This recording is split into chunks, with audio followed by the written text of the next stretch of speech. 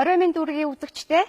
Тэгэхээр энд гарц байна уу нэвтрүүлэг эхэлж байна. Манай өнөөдрийн нэвтрүүлгийн сэдв та номын сангаар хизээ очсон бэ? Мэдээж энэ талаар судалгаа хийгээд үзэхээр та номын санд очиж гэнэ үү, ном уншиж гэнэ үү гэсэн маш олон асуултууд ара араасаа уран гарч ирэх болно.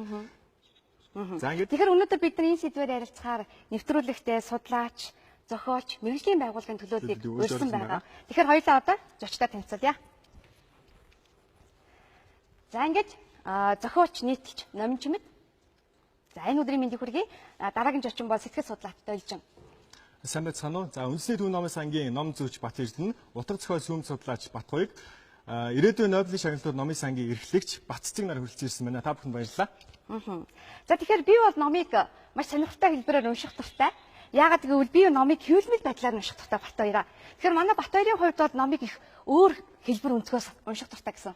Миний тохиолдолд орчин цагийн залуучууд л одоо маш их завгүй болсон. Тийм учраас би номыг захим хэлбэрээр унших дуртай. Яагаад гэвэл захим ном надтай 24 цагийн турш хамт байдаг. За түр яриаг нь таслая. 24 цаг гэж штэ. Интернет байхгүй тохиолдол яах вэ? Сүүлийн үед захим орчин хөгжсөн үед одоо хүмүүс аппликейшнуудыг маш ихээр хийх болсон. Тийм учраас би утсан дээр нэг аппликейшн татаад тэгээ хийцэн тохиолдолд би тэрийг дэлхийн хаач байсан би унших боломжтой гэсэн. Би бас хэвлэмэл номыг бол хүний эрүүл мэндэд илүү найдвартай хор хөнөөлгүй гэж боддог. Ялангуяа захим ч юм электрон номын сан бол хүний нүдний хараанд муугар нөлөөлөх юм болов уу гэж би бас харддаг юм аа. Сүүлийн үед болохоор номын худалдаа гэдэг зүйл одоо маш өвөр төвшөнд хүрсэн. Ягаад гэвэл одоо eBay ч юм уу, Amazon ч юм уу энэ сайтууд дээр ном авахдаа хэвлэмлээр авах уу, захимаар авах уу гэсэн хоёр сонголт ирсэн. Бас нүдний хараа эрүүл мэнд гэдэг зүйл дээр бас нэг шинэлэг технологи гарч ирсэн. Kindle book гарч ирсэн. Одоо миний энэ барьж байгаа шиг ийм таблет. Тэр нь болохоор ингээ миний харааг мултахгүй яг намайг уншихад зориулсан том жижиг хэмжээтэй тийм Kindle book-ууд буюу жижиг хэлбэрийн захим номнууд маш ихээр гарсан байна. За тэгэхээр бид хоёр өнөөдөр нэвтрүүлэгтээ 50 минутын хугацаанд захим номын сан, хэвлэмэл номын сангийн тухай бас ярих юм бол их олон асуудлыг хөндөх байх. Гэхдээ өнөөдөр хамгийн одоо манай студид ирсэн зочдоос манай хүмүүс ер нь ном уншиж байна уу гэдэг сэдвээр нэвтрүүлгийнхээ ярилцлагыг эхлэе гэж бодож байна. Таны хувьд ямар байр суурьтай байна вэ? Манай монголчуудын хувьд ном уншиж байна уу гэдэг асуулт. Тийм. Бид ч нэг хэсгийг сайн уншдаг байлаа шүү дээ. Намайг хөөхт байх үед 70-80-аад оны үед тэрнийг сайн уншдаг байсныг одоо нотлох баримт гэхэд нэг ном дунджаар ер нь доотл нь 10 мянга. Ер нь тэгэл 10-тоо 20-30 мянга хуваар хэвлэгддэг байсан үе. Их ч олон ном гардаг байсан. 80-аас 84 онд орчуулж гаргасан зөвхөн дэлхийн янз бүрийн орны хэлээс орчуулж гаргасан номнуудыг нэг каталог үзэхэд 99 орны 1700 гаруй гарчиг зохиол тэр одоо томоохон орманууд ч байна, өгүүлэг нийтлэлүүч байна. Одоо бүх төрлийн утга зохиолын бүх төрлийн зохиолууд орчуулсан байсан. 4 жилийн дотор 1800 гаруй. Тэгэхээр тэр үед бол сайн уншижсэн гэж би ойлгодог. Одоо ягаад би нэгэд зөвхөн одоо түнтэй харьцуулж үзэх гээд байна. Одоо бол миний мэдгээр нэг ном дунджаар 500 ширхэг хуваар хэвлэгддэг. Ер нь. За сайн хэвлэгддэг номууд бол би 10,000 гарч хэвлэгддэг номууд байна. Тэгэхээр тэр нь тун цөөхөн. Дийлэнх хүн 500 хуваар хэвлэгддэг. 3 сая хүнд нэг ном 500 ширхэг гэдэг бол харамсалтай бага тоо. За олон улсын нод гэдэг судалгааны байгууллагын судалгааг би 2 жилийн өмнө үзэж байлаа. Тэр судалгааны байгууллага 7 хоногт хэдэн цагийг ном уншихад зарцуулдаг вэ гэдэг үзүүлэлтээр дэлхийн хамгийн өндөр уншдаг ард түмнүүдийг жагсаасан байсан. Эхний 50 орныг жагсаасан байсан. Манай улс тэр 50 дотор нь харамсалтай байгааг байсан л да. Тэгээд бид 50 дотор нь байгааг нь бол ер нь хэд орчинд байх бол 70 орчинд байх нь уу, 100 орчинд байх нь уу, өгөөл 55-д нь байсан юм уу гэдэг хацуулсан судалгаа хийж үзсэн. Мэдээж бид нар мэрэгжлийн судалгааны баг биш учраас зарим алдаа гарсан байх. Гэхдээ ер нь хамттай ойролцоо судалгаа хийсэн болов уу гэж боддог. Тэгэхдээ ямар аргаар хийсэн бэ гэхээр тухайн жагсаалтанд орсон 22, 23 дугаар байранд орсон Англи, Америкийн уншигчдыг одоо нэг жилд уншдаг одоо худалдан авдаг номтой манай Монголын зах зээл дээр зарагддаг номтой харьцуулж үзэхдээ 100 Англи, Америк хүн жилд 467 ширхэг ном худалдаж авсан байв да. Манай доктор 100 монгол хүн нэг жилд 20 ном худалдаж авсан байв да. Даруй 20 дахин бага уншиж байсан шүү дээ. Тийм. 22, 23 дугаар байранд орсон орноос бид 20 дахин бага гэхтэр ч юм хойшоогоо хэд орчинд байх нь л ойлгомжтой гарах болов гэж бодож байна. Гэтэл Англи, Америкчууд маань ер нь ном уншдаг ард хүмүүс маш сайн уншдаг ард хүмүүс шүү дээ. За миний мэдих одоо метронд. За автобусны буудлын дээр. Гол одоо кафе ингээд хүлээж сууж явахдаа ном уншаагүй сууж байгаа хүмүүс нь Бараг ховор байдаг шүү дээ. үзэгддэг. Гурван одоо Вашингтоны метронд гэхэд суугаа явж байгаа 3 хүний 2 нь ямар нэгэн байдлаар ном уншдаг. Тэгэхээр тэр тэргүүн байр эзэлсэн 20-с урд байр эзэлсэн орнууд бол яаж уншдаг нь ойлгомжтой. За тэндээс бас нэг зүйл ажиглагдсан юм. Юу гэхээр жишээл нэгдүгээр байранд Шанхай орчмын бүс нутаг амарсан бол хятадтай. Хятад нийттэй биш л дээ. Өнөөдөр Шанхай бол ер нь Азийн төдийгүй дэлхийн урлаг соёлын шинжлэх ухааны төв болох тал руу орж ирж байна. За танаас нэг тодруулах асуулт асууя. Өнөөдөр манай залуучуудыг ингээд зарим хүмүүс хэсэг нэгээд уншаад байна те. Зарим хэсэг нь уншихгүй. Таны бодлоор уншиж байгаа хэсэг нь их үү? Уншихгүй байгаа хэсэг нь их үү? Та энэ дээр нэг товчхон дүгнэлт хэлээч. Сүүлийн нэг 6-7 жилийн нөхцөлийг хараад байхад залуучууд ном уншдаг хандлага бол өссөн. Гэхдээ бид нарын хүсэн хүлээж байгаа хэмжээнд хүрч чадаагүй гэж харж байгаа. Би зүгээр дахиад яг энэ тэлэр нарийн судалгааг болох тодорхой тоо хэлж чадахгүй байна. Ямар ч үсэн өсөж байгаа. За энэ талаар бас Батбаягийн судлаачаас бас тодруулга авъя. Яагаад уншихгүй байна гэдэг дээр таны та саналаа хэлээч. Би бол байсаар бас нэг арай өөр байна. За. Яагаад гэвэл намын чамд ахын ярьж байгаа тэр 80 70 80 онд бол биднэрт ямар нэг хэмжээгээр бол ирээдүгөө ном уншуулах бодлого байсан. 90 оноос хойш үндсэндээ Монголд бол энэ ном соёлын бодлого алдагдсан шүү дээ. Тэрийг бид нэгдүгээр хүрээшүүлэх ёстой. Хоёрдугаарт бол нэгэнт ингээд яг үүндээ бол хоосрол зэхвэрлийн 20 жилийг бол бид нэр туулчлаа шүү дээ.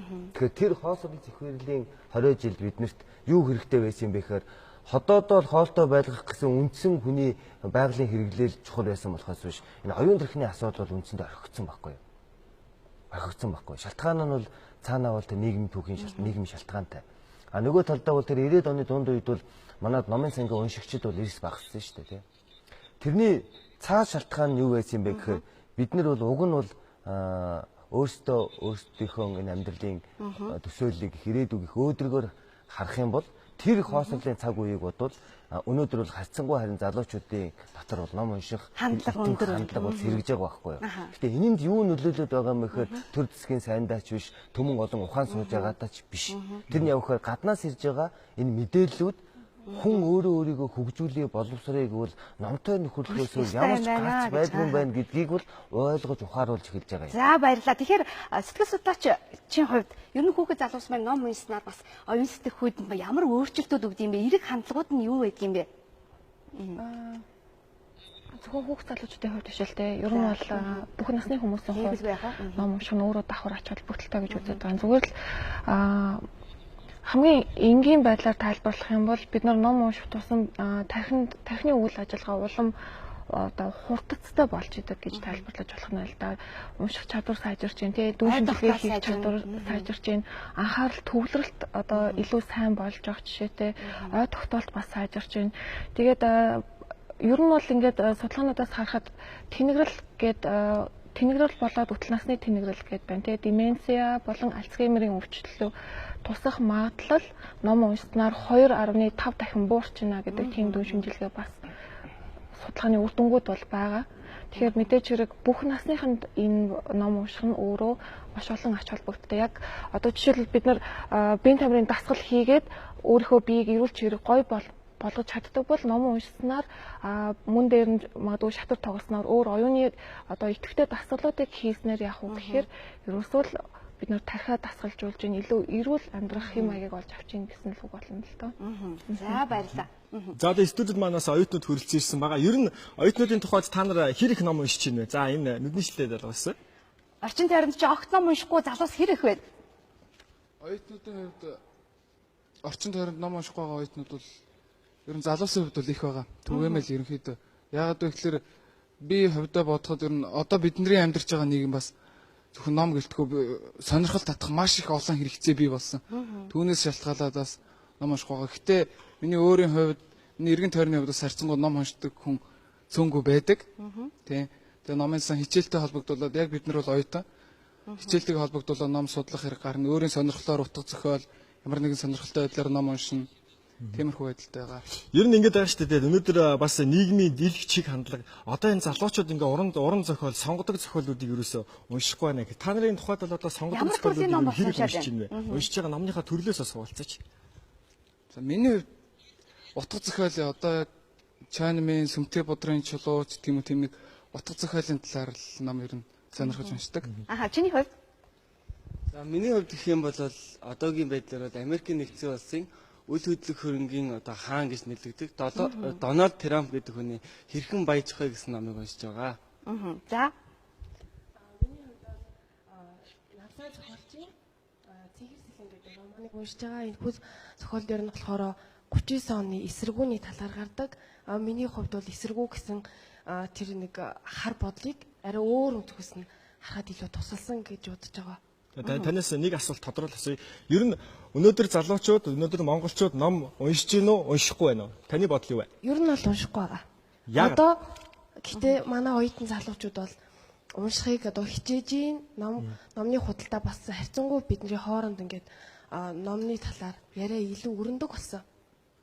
Ер нь бол идэвхжүүлэлт бол маш хэрэгдэж байгаа. Сүүлийн үед бас сошиал медиа буюу захин орчин Facebook те нүүр ном буюу энэгээр бас номоо солилцох, номоо хэрэглэх тийм группүүд л маш их болсон дээ. Тэрэнд ер нь оюутнууд хэрэг хамрагддаг бай. Тийм тэрэнд бол ер нь олон байдаг шүү. Олон ч групп байдаг, олон ч гишүүнчлэлтэй. Ингэснээрээ бид нар нөгөө нэг Facebook нүүр ном гэдэг энэ зүйлээрээ бас хэвлсэн номтэй цахим номыг унших илүү олон боломж гарч ирж байгаа. Ингэснээрээ оюутнууд маань бас ирээдүйд илүү их ном уншдаг болох байхаа. Тэгэхээр нэг зүйлийг тодруулж асууя. Бид хоёр нэвтрүүлгийнхээ ихэнд захим ном уншихын дээрүү аль эсвэл хэвлэмэл ном унших уу гэж ярилцчихсан шүү дээ. Яг түүнтэй адилхан та бүхэн ямар төрлийн номыг унших дуртай байна? Би миний хувьд бол хэвлэл номын илүү тэг гарт баригдаж байгаа, илүү боддоор төсөөлөхөд илүү дээр юм болоо гэж боддог. За чиний Хэвлэмэл. тэмлгүй яах вэ? Би л захим ном унших дуртай гэдэг талаараа та бүхэнд хэлсэн те. Захим номын талаар бас дахин нэг мэдээлэл хэлэхэд ер нь захим номын худалдаа, захим номын идэвхжүүлэлт те. Бас нэг ийм зүйл гэдэг юм байна л да. Дэлхийн нийтэд одоо жишээ нь номын сангуудад ганцхан байдаг те. Ховор ном те. Жишээ нь одоо за Библи бол маш олон те. Жишээ нь монголчуудын хувьд л одоо нүдэлж арддаг юм учраас тийм ном судраал одоо маш их нэмж 9 эрдэнээр бүтээсэн байдаг те. Энэ ном судруудыг болохоор хөвчлөө одоо захим номд оруулах хүмүүсийн хүртээн хэмжээг ирэх гэж боддог. Та нарыг би бас захим ном, хэвлэл номыг бас хослуулж уншаасаа гэж бодож байна. Энэ бол одоо хамгийн шилдэг тийм зүйл болно шүү. За тэгэхээр судалгаагаар бас харахад хүмүүс ер нь ямар төрлийн ном уншиж байгаа юм болоо гэж үзэхэд ихэвчлэн за би хэрхэн баяжих вэ? За эсвэл яаж одоо сайн хайнтай уулзрах уу?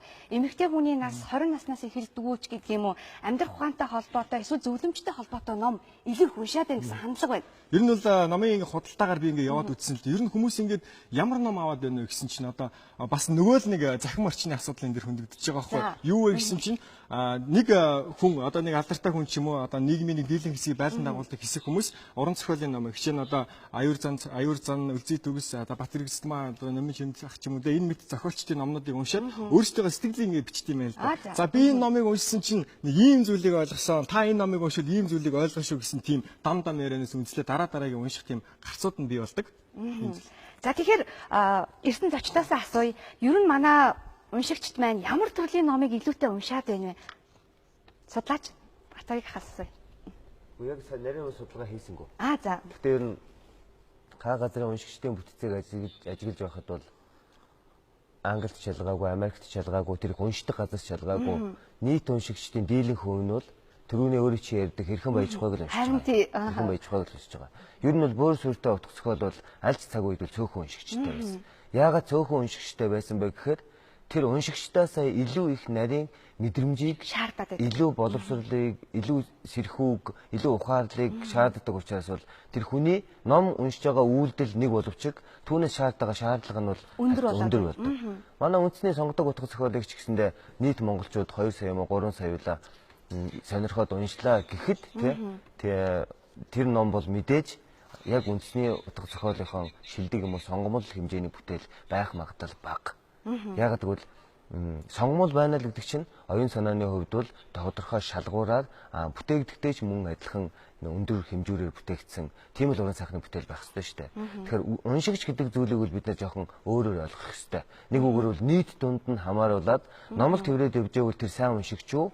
Эсвэл ямар агуулгатай уншаад байна уу? Ямар агуулгатай юу уншиж тийм ээ өөрийнхөө амьдралын зарчим өрлөг болгож байна гэдгийг бол анзаарах шаардлагатай. Зүгээр зарим нэг газрын уншигчдын дотор бол ингээд хийсэн бүрдэл судалгаагаар ажиглаж байхад бол насны хувьд бол тэр бүр сүртэй утга зохиолыг уншиж байгаа хүмүүс бол ихэвчлэн дунд болоод дунд иргэм насны хүмүүс л байдаг. Залуучууд юу сонирхдаг вэ гэхээр хэрхэн баяжих арга замыг сонирхдаг.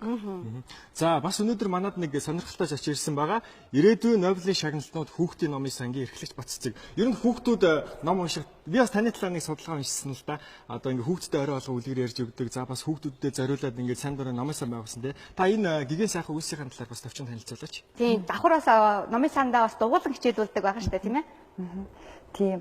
Номын санг анх нээх болсон шалтгаан нь бол хүүгээс үүдэлтэй том хүү маань 2006 онд төрөөд 12 онд сургуульд орсон. Тэгээд өөрт нь орчин байхгүй байгаа хэлсэн. Тэгээд би болохоор бодохдоо өдөр өнжүүлэх байна, сургууль байна, гэр нь байна, хичээл хийх орчин байдгийг хэл одоо амрах чинь зөндөөл байна да гэсэн чинь хүүхэд гэдэг чинь өөрөө ертөнцийн шал өөр байдаг.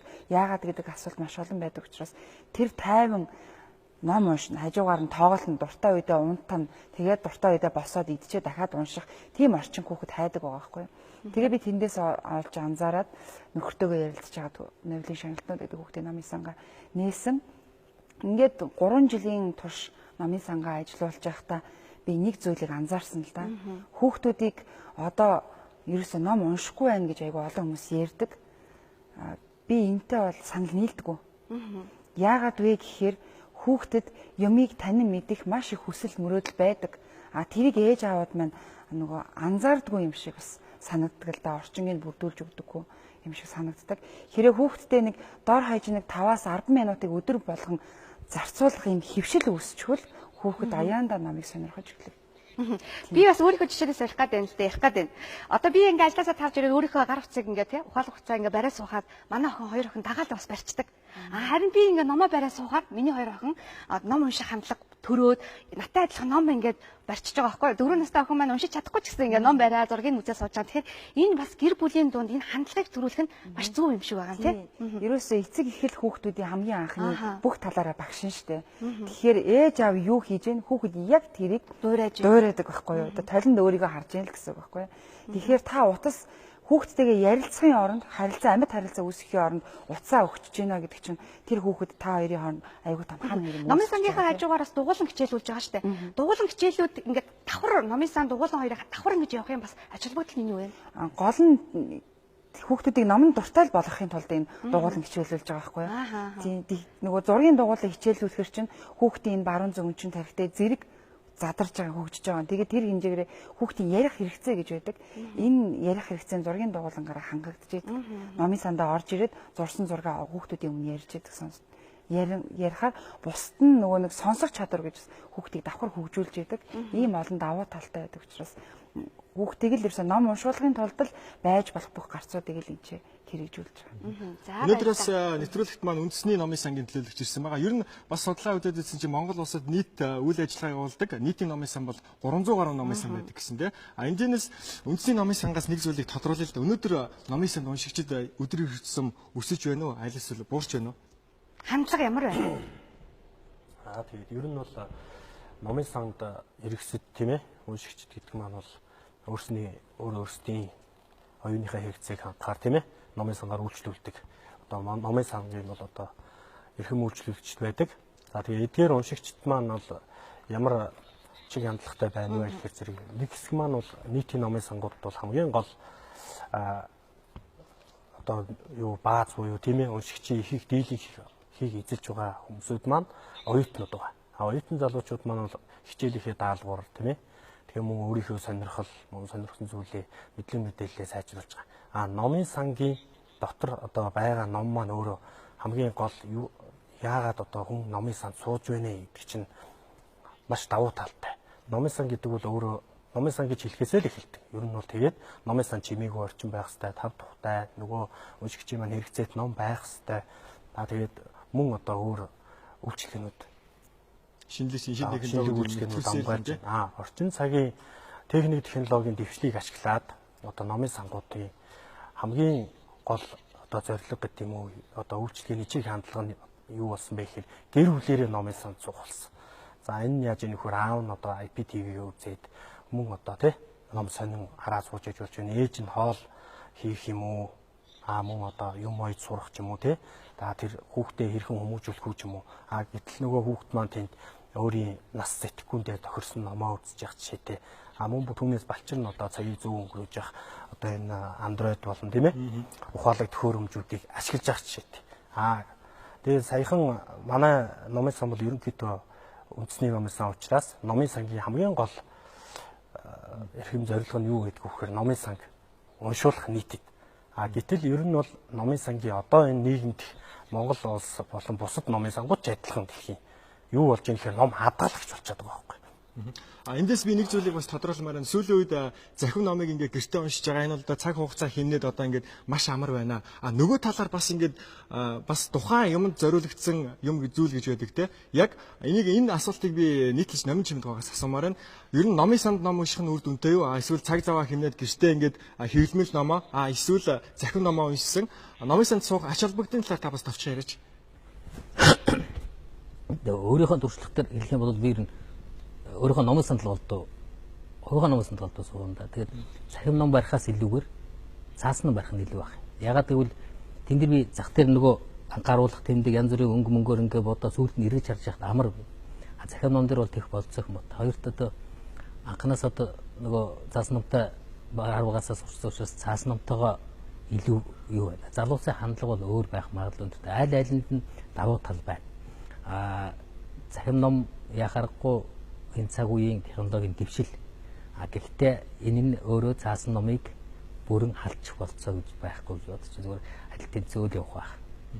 Нэг ийм зүйлийг бас судлаачдаас би асуусан энэ асуултыг бас маш олон хүнээс асуусан. Тэгсэн чинь цаасан буюу хэлмэл уламжлалт номонд нэг ингээд хуудсыг эргүүлэхэд бас нэг ид шид тийм эрчим хүч бас нэг хүнд мэдрэгдээд нэг арай ондоо зүйлийг авдсан гэсэн. Энэ талаар та санал бодлоо хэлээч.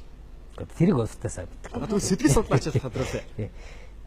Яг нь юу л байгаа юм л да. Ингээд туршилт судалгаа хийгээд үзэнгүүт захин ном уншиж байгаа тохиолдолд нэгдүгээрт нь болоод ирэнгүүт хэмнэлттэй байна тий. Хоёрдугаарт нь болоод түрүү хаан ч гэсэн хүссэн хэмжээгээр аваад явж болж байгаа номыг бол. Гэтэл цаасан номыг уншихаар яаж юм гэхээр унтахын өмнө жишээлбэл захин ном унших нь нойр өөрөө хэвийн процессор явагдах саад болдог бас нэг нөхцөл болчихж байна. Хоёрдугаарт нь гэх юм бол яахааргүй түрүүн хэлсэн хэвлэмэл номыг хууцсан эргүүлэх үйл явц донд яаж юм гэхээр анхаарал төвлөрөлт илүү сайн болж нөгөө уншиж байгаа зүйлийнхээ уншиж байгаа зүйлтэй гүн үнцгээ ороход илүү түхэн болдог гэсэн тийм дүгнэлт бас өгч ин л доо судалгааны үр дүн бол.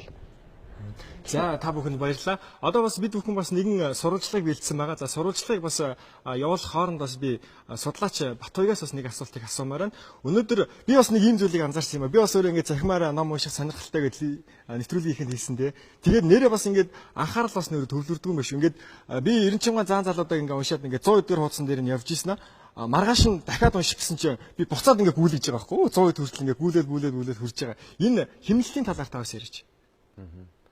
Зүгээр яг саяны асуулттай ч холбоотой хариулахад бол ном хэвлэмэл номд нэг л давуу тал байгаа юм. За яг цахим номд бол мэдээж энэ цагийн техникийн дэвшил байлгүй л яг. Хэвлэмэл ном ба штэ. Хүн уншаад өөртөө хадгалахдахад ном уншсан тэр мэдлэг боловсрол гэгэрлээс гадна хүний хувийн дурсамж гэж нэг юм байдаг байхгүй. Нэг өгөөр тэр ном тодорхой хугацааны дараа дахиад дэлгээд харахад магадгүй талах үедээ уншиж явах үед үүрсэн талхны чи үүрмэг тэр номны завсаас гарч ирэх. Тэр өөрөө хүнд яагаад ч юм нэг тийм анх уншиж явах үеийн тэр нэг мэдрэмжүүдийг эргээд хүн төрүүлж байгаа юм шиг тийм сэтгэл төрүүлдэг байхгүй. Хагтал харамсалтай цахим ном бол ингээл яг чиний хэлдгээр бол 100 дахь хуцлага эргүүлэхийн тулд бол 100 дахин үйлдэл хийгээл те. Хэдийгээр яг тэр мэдээж техникийн дэвшил боловч цаана хүн гэдэг амьтны өөрийнх нь нэг сэтгэл зүй те. Хүн гэдэг амьтны нэг оюун санааны хэрэглээний нэг таатай тэр зүйлүүд нь хэвлэмэл номонд бол илүү шингээстэй.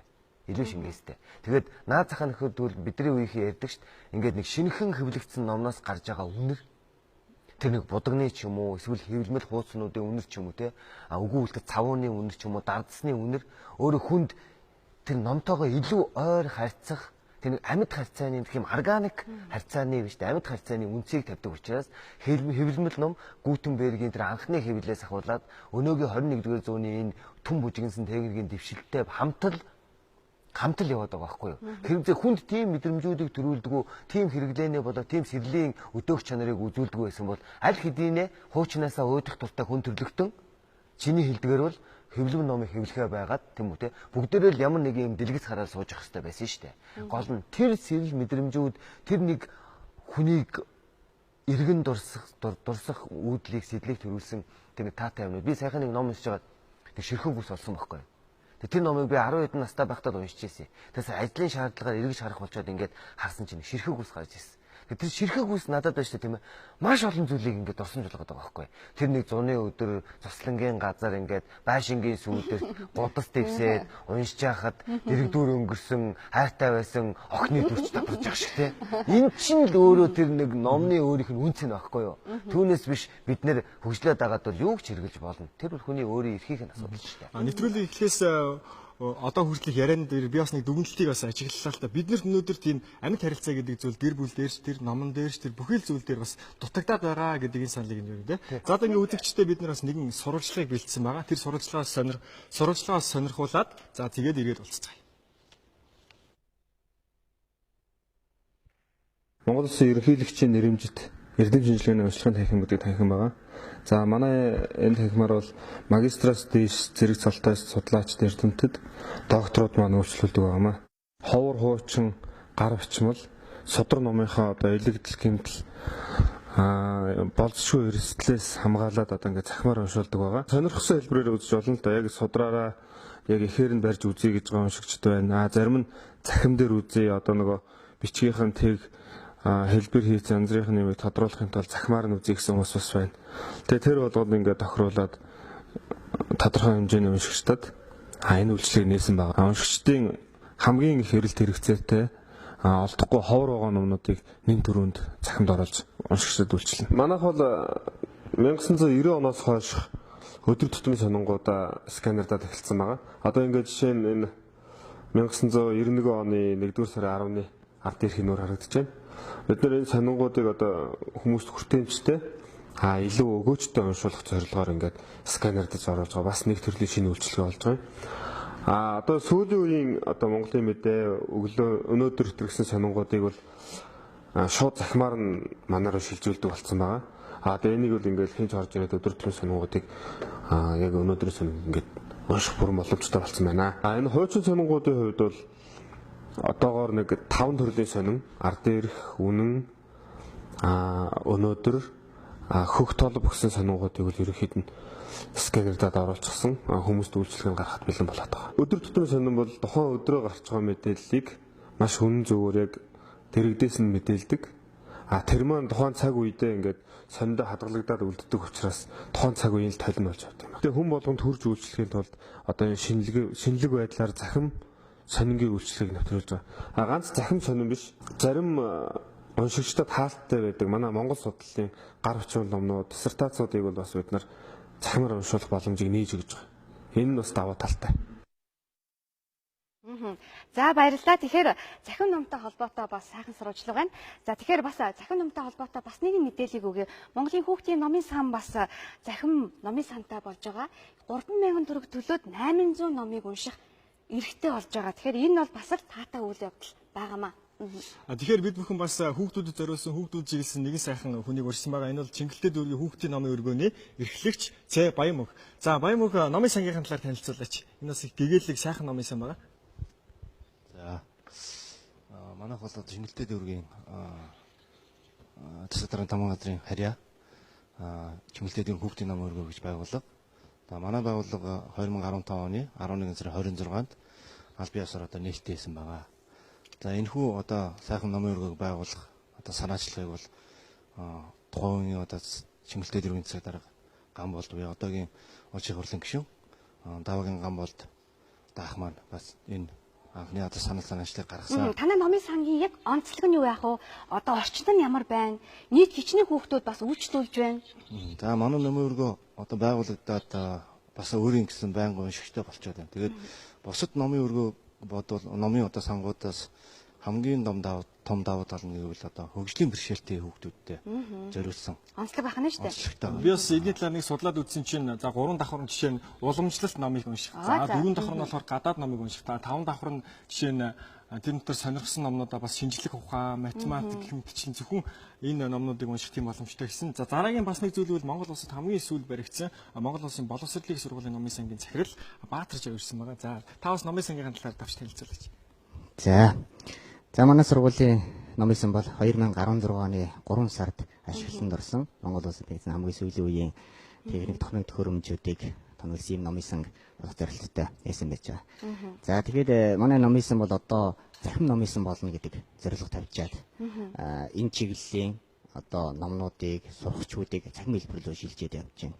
За тэр уншигчид хэр сонирхож байна яг захим чиглэлбэрт шилжүүлэхээр. Тэр манай энэ бусад оюутнууд манай судлаачид манай хэлж байна л да. Цаасан номыг илүү үзэж байна. Захим номыг баг үзэж байна гэл.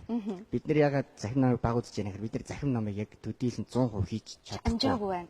Чадаагүй байхгүй. Яг цаасан ном шиг бүгдийг нэг хийж чадаагүй байна. Тэгэхээр оюутнууд маань тэр судлаачид маань илүү цаасаа үзээд байх нь зүг байгаа. Тэгэхээр одоо номыг бид нар мэдрээд чихээрээ мэдрээд үнэрлдэг ийм мэдрэмжүүдийг авдаг бол технологи хөгжснөөр энэ бас энэ мэдрэмжүүдийг захимд бас шилжүүлээд эхэлсэн байна. Тэгэхээр энэ за жишээ хатвал одоо бид нэр сонсдог болсон байна. Хуудсыг эргүүлэхэд нэг дуурдаг тийм. Яг энэ чимээ бас захимд бол бий болцсон. Тэгээд захим гэдэг маань зөвхөн харах унших биш сонсох байгаа.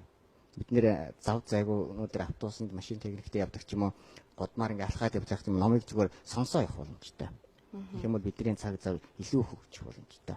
Ашиглана гэсэн үг. Бас нэг ийм ойлголт байд юм байлээ. Жишээ нь одоо Чингэлтэй дүүргийн хүүхдийн номын өргөө. За Монгол Улсын боловсролын сургуулийн номын санд судлаа гэдээ үтсэн чинь өнөөдөр жишээ нь би эдний номын санд чинь ном уншиж байна. За миний дүү те жоох хүүхд эдний номын санд хүүхдийн номын өргөнд чи чөлөөтэй ном уншиж байна. Энэ бол Монголын бүх хүмүүст нээлттэй гэж ойлгож болох уу? Өнөөдөр номын сангууд бүх номын сангууд үйлчлэл нээлттэй хэрэгтэй байгаа. Хүүхдийн номын өргөний талаар муу адил те. Зарим хүмүүс ч ойлгодог штэ. За эн чинь энэ юуны харьяал юм чин одоо Чингэлтэй дүүргийн хүүхдүүд л очих хэрэгтэй юм байна да гэх өөрөөсөө л ойлголттой байдаг. Үүнийг дахин тодруулаад очиж болно гэдгийг бас манай үзэгчдэд хэлвэл. Манайх бол одоо Чингэлтэй дүүргийн харьяа байгууллага гэдэг болохоос биш одоо зөвхөн дүүргийнхаа хүүхдүүд дүүснэ гэсэн ойлголт бол байхгүй. Тэгээ манайх одоо байгууллагтнаас хойш хөвсгөлөөс хүүхдүүд ирж байна. Арангаагаас Эрдэнтээс одоо энэ номын өргөө байгуулагдсан гэдгийг те телевизээр сонсоод ирсэн үдсэн хүүхдүүд бас ирж сууж байна. Оюутнуудаас асууя. Номын санд ер нь хэдэн цагийг зарцуулж байна? Номын санд ер нь суух дуртай юу? Мэдээж дуртай байлгүй яах вэ? За бид нар ч гэсэн цаанаасаа хэрэгцээ шаардлагууд бас их гарч байгаа. Миний хувьд гэх юм бол номын санд ойролцоогоор одоо 2 цагийг өдрийн 2 цагийг зарцуулж байна. Оюутан учраас мэдээж суралцах зүйл. Номын санд суухан сайхан байд юм уу? Аль эсвэл гэртээ ингээд суугаад ном унших нь илүүтэй байдаг юм болов уу? Яаж захимаараа тий iPad дээр утсаараа ингээд ном унших нь аль нь гоё вэ ер нь? Миний хувьд гэх юм бол гэртээ уншдаг их хүчлээ. За номын санд бол яг тухайн ингээд хичээлийн шаардлагаар ч юм уу тиймэрхүү зүйлүүдийг бол номын сангаас уншаад тусдаа ингээд таны мэдгүй өөрийнхөө сонирхолтой номыг бол гэртээ уншдаг өглөө бас. Тэг үед хүмүүс номын санг гэртээ хийчдэг байсан тийм ээ. Номын сан хүмүүс ирсэн ч очтоо ингээд номоо танилцуулдаг, харуулдаг байлаа. Та бүхний хувьд юу номын сантай юу? Хичнээн номтой бай. Миний хувьд л байгаа. Би бас сонирхуулахад өнгөрсөн жил оюутны 70,000 гэж өгдөг байсан. Би нэг сарынхаа оюутны 70,000 төгрөгийг тэр чигт нь бол одоо ном зарцуулж одоо номоо худалдаж аваад тэрийг бол одоо 3 сар болоод уншаад дууссан. Надад одоо нэг 27 болоод 27 номоо хин нэгэнтэй солилцож ирсэн үү? Одоо жишээлбэл сүүлийн үед хүмүүс худалдаж авсан үнэтэй номоо ингээ хадгалах нь биш те. Одоо хин нэгэнтэй солилцож уншдаг, өөр номоор сольдог байгаа штэ. Фэйсбүүкээр бол ингээд хүмүүс дамжуулаад номоо сольжоос уншдаг. За эдгээр оюутнууд маань бас нэгэн сайхан гэгээлэг үйлсийг хийсэн байгаа. Сүүлийн үед бас хүмүүс бас сайн дураараа бас ингээд ном цуглуулах, номын аян зохиох, за шин тугдам сургууль байгуулагдсан тэр сургуулийг номын сантай болгох тийм зорилго, тийм юм одоо маш их болцсон байна. За энэс үндэслээд нэгэн үлгэр жишээж бас нэг сурвалжлагыг бас та бүхэнд үзүүлье. За ухаалаг дэлгэцээр харуулах чинь тийм ээ. За энэ сурвалжлагыг бол Дорчин танилцуулгад энэ бол Монгол улсын хоймор нутаг болох Хөвсгөл аймгийн Аршаан цумын нутгийн зөвлөлийнхэн бас ойн баяраа ингээд нэг хадаг ян дээр морь уралдуулаад дуусгахгүй гэж үзээд тэр тухайн сургуулийн Аршаан цумын сургуулийн номыг бас ингээд номын сантай болгосон. Тийм нэг бахархан үйлссэн. Тэдгээр эдгээр үйлсийг түүчээлээ ажилласан оюутнуудын төлөөлөл бол одоо бидний асуулт суугаад энэ миний зүүн гартал сууж байгаа эдгээр оюутнууд байгаа. За эдгээр оюутнууд маань энэ номоо цуглуулахдаас бас нэг зүйлийг ажиллахад ингээд челленж нэг одоо ингээд нэг нэр хувирах гэсэн үйлдэл хүмүүс маш их зарладаг бас. Энэ болохоор жишээ нь би болохоор ингээд нэг ном хандууллаа. За би одоо ингээд энэ уран зохиолын 108 ботоос ингээд 10 ботыг та бүхэнд хандуулж байна. За би дараагийн хүн болохоор би одоо ингээд сэтгүүлч байгалаагаад удаад бас ном хандуулах байхаа гэдэг дам ингээд дамаа явсараад энэ номнууд цугласан байх нь шүү дээ тийм ээ. За бас оюутнуудаа иргэд нэг асуулт асуу. Ер нь хичнээн ном цугласан бэ? Сургуулинд бүрэн дүүрэн номын санта болж чадсан уу? Энэ сайхан үйлсийн талаар тавчаа яриач. 2 сарын хугацаанд бол 2225 ном цугласан байгаа. За энэ ном болгоныг бол нэг хүн одоо 5 ном хандуулах журмаар явсан байгаа. Тэгээд 5 ном болгоныг нь бол одоо гэрт нь очиж аваад ч юм ажил дээр нь очиж авах шуумаар ингээд цуглуулсан байгаа.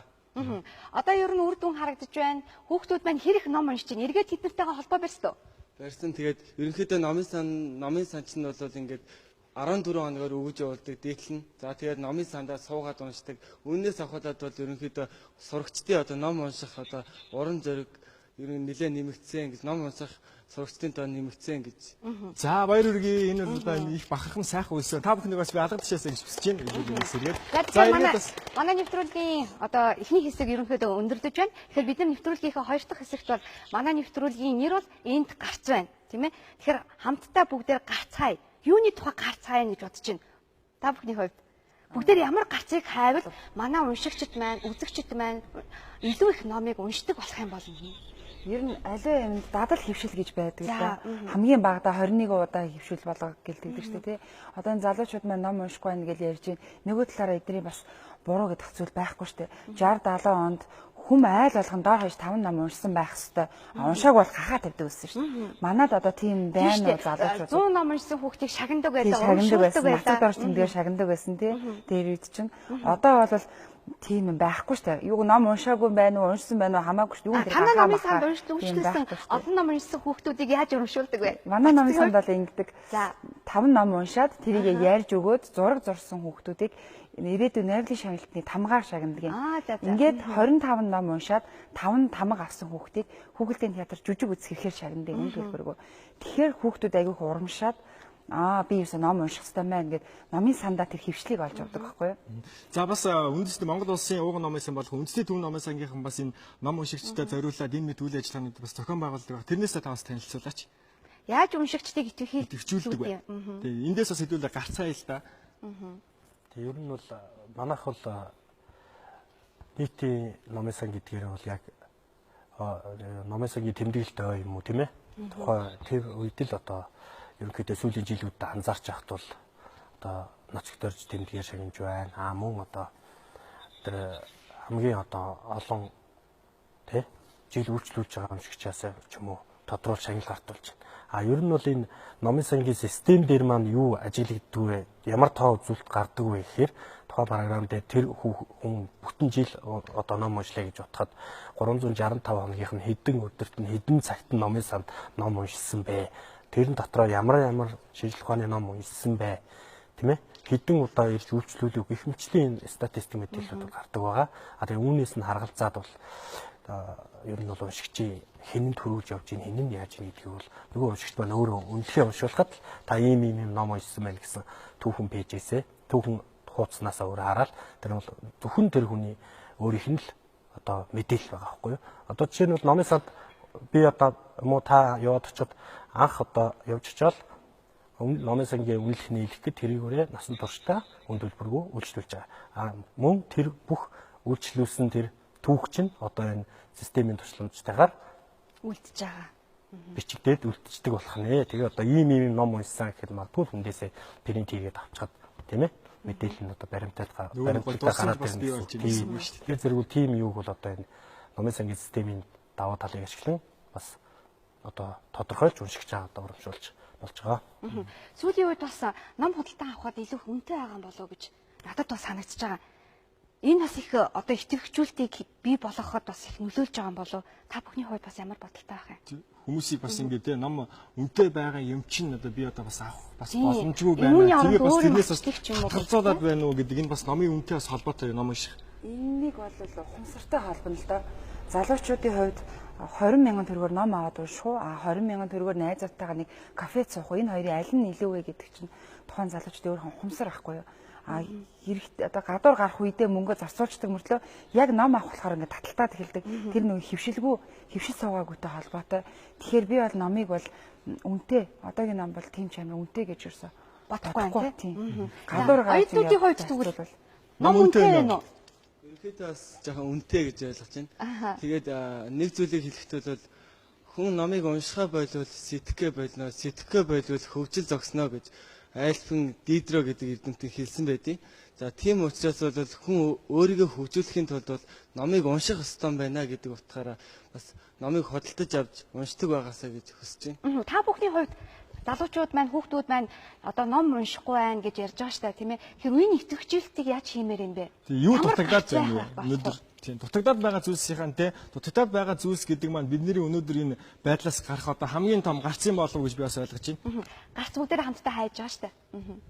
Бидний хувьд ном ингээ хэрхэн итгэвчүүлэх вэ гэхлээр надад л ингэж боддог шүү дээ. Нэг тухайн орчин за ямар нэгэн байдлаар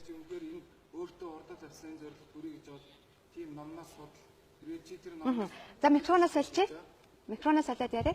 Хаана микрофон байлаа? За үргэлжлүүлээ ярьчих. За тийм.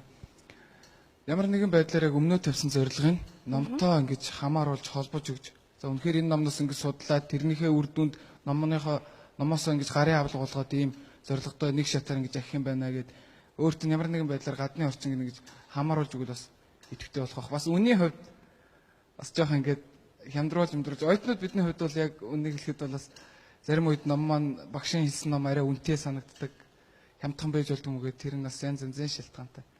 Би бас нэг зүйлийг тодруулж асуух гэсэн гэр бүлийн орчинд хүүхдийг ном уншихад, залуучуудыг ном уншихад аав ээжүүд нь зөв хандлагыг төрүүлэх ёстой, зөв дадлыг бий болгох ёстой болов уу гэж бодож байна. Бид нар үр хүүхдүүдэд дагуулад хоолнд орчдаг, тоглоомын газар тоглуулцдаг. Гэтэл яагаад номын сангаар бас дагуулаа явж болдгоо юм бэ? Гэхдээ миний бодлоор бас ингээд номын сангаар аваад явдаг үлгэр жишээж эцэг эхчүүд бас зөндөө байгаа л гэж. Энийг бас сэтгэл судлаачдаас тодруулаад бас тий. Энэ бас сэтгэл зүйтэй бас холбоотой. Өнөөдрийн нийгмийн амьдралтай энийг бас холбож үзэж болох уу? Эсвэл нөгөө нэг баццэг эрхлэгчийн хэлснээр энийг хүний ухамсартай холбох уу? Энэ аль нь вэ? Ер нь бол дадал зуршил гэж хэлсэн шүү дээ. Ерөөсөө цэвэр дадал зуршлын нэг хэлбэр гэдэг. Тэгээд хамгийн сонирхолтой нэг юм л да эцэгчүүдийн 75% нь хүүхдээ ном уншаасаа гэж боддог хэрнээ тэрнийхээ маш бага хувь нь хүүхдтэй хаа нэг ном уншиж өгдөг. Тэгээд ер нь бол ингээд эцэгчүүдийн хүүхдтэйгээ харилцаж байгаа харилцаан дээр тулгуурлаад харахаар хүүхдийг бага сургуулаа төгс хүртэл нь өөрөөр хэлбэл 5 дугаар анги хүртэл нь ээж аав нь өөрөө хамтдаа номыг дуудаж өгч уншиж өгөөд байгаа тохиолдолд бол яаж вэ нөхөр хүүхд өөрөө цаашдаа насан туршийнхаа амьдралд номыг унших тэр хандлага төлөвшөж гинэ гэдэг тийм судалгааны үр дүн гараад байгаа. Тэгэхээр яаж залуучуудыг ном уншуулах вэ гэдэг нь амар хэцүү асуудал бас биш юм шиг байна. Зүгээр эцэг их болгон өдөр болгон 7 хоногт ядаж 5 өдөр нь гэж байгаа юм л да. 5-аас 7 өдөр хүүхдтэй ном үлгэр тий заавал бүтэн ном биш тодорхой нэг хэсгийг ч юм уу хідэн хуудсыг ч юм уу дуудаж өгвөл уншихад ирээдүйн тодорхой нэг үеэс эхлүүлээд цаашдаа ном уншдаг болно л гэдэг тийм прогноз бол байгаад байгаа. За бас намын чимэд нийтэлжийн саналыг бас энэ сонсгоноос зүйтэй авах гэж бодож байна. Ерөнхийдөө нэвтрүүлэг өндөрлөхөд бас баггүй хугацаа өнгөрсөн байна. Арцын тухайд би тэгж харж байна л да. Үндсэндээ нэг 3 чиглэлэр байх нь. За миний сүүлийн жилүүдэд нэг 5-6 жилийн ажиглалтаар номонд хандах хандлага бага настай байх тусмаа илүү байна. Илүү байна. Одоо багаангийн хүүхд бүр сургуулийн насны хүүхдүүд номонд илүү сонирхдог.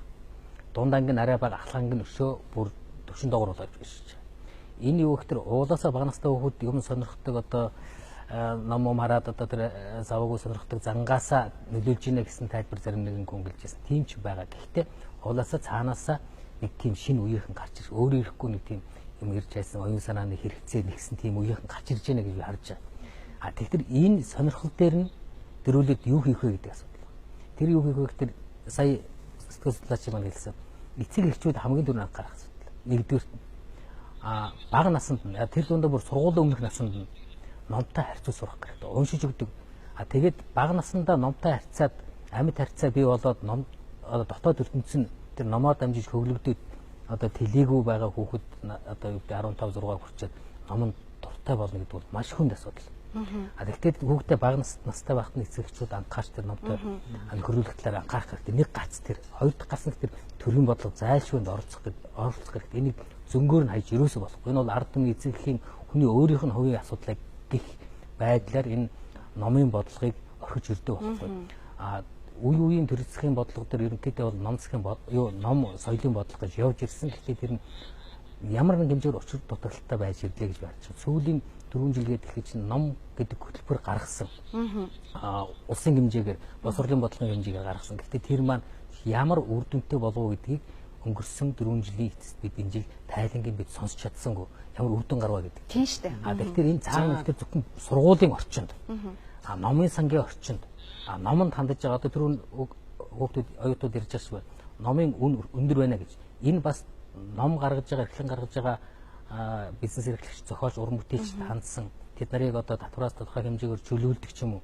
Ийм янз бүрийн арга одоо механизм бас дутагдж байгаа даа. Тэр нь бол за танд баярлалаа. Эндээс би бас Батбаяр судлаачаас нэг зүйлийг тодруулъя. Оюун чимэд нийтлэлч хийснээр тийм оюун санааны шинэ хэрэгцээг бий болгох шинэ үеийнхэн гараад ирсэн байна. Өнөөдрийн зохиолчид тэр шинэ үеийнхэн зохиолсон шинэ үеийнхний оюуны цангааг тайлах тийм зохиолыг бичиж чадаж байна уу? Яг хатуухан хэлэх юм бол мэрэгжлийн хүүхдийн зохиолчд маань 70 оны хүүхдүүдэд өөрийнхөө үеийн мэддэг байсан 70 оны мөн 80 оны хүүхдүүдийнхээ сэтгүүн төвшөнд бичээд байгаа.